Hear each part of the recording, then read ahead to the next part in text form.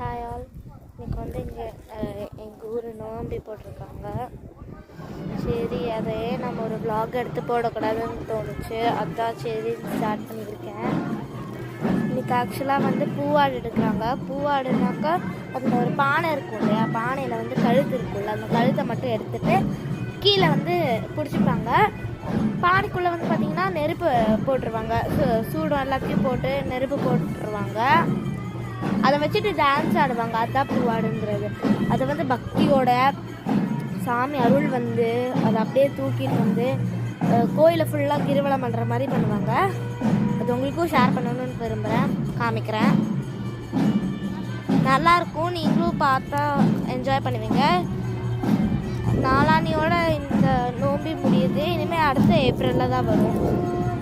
இது வந்து அணியார் கோயிலில் இருக்கிற நாமக்கல் மாவட்டம் அணியார் வட்டம் வேலகவுண்டம்பட்டி அந்த ஊர் தெரிஞ்சவங்களுக்கு கொஞ்சம் ஈஸியாக இருக்கும்.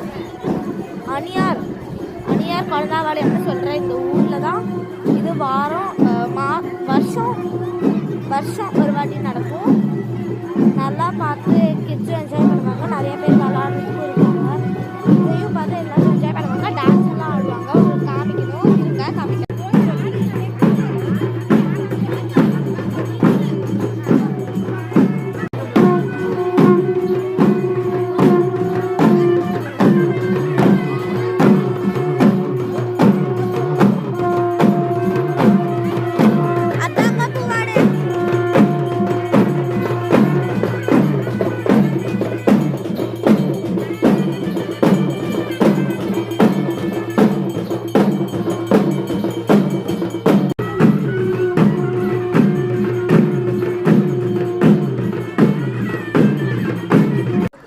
நல்லா இருந்துச்சு இல்லைங்க.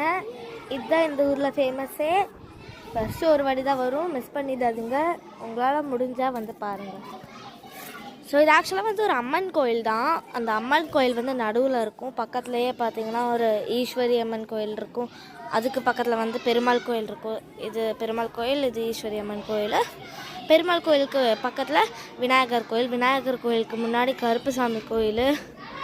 அந்த மாதிரி ஒரே கோயிலே.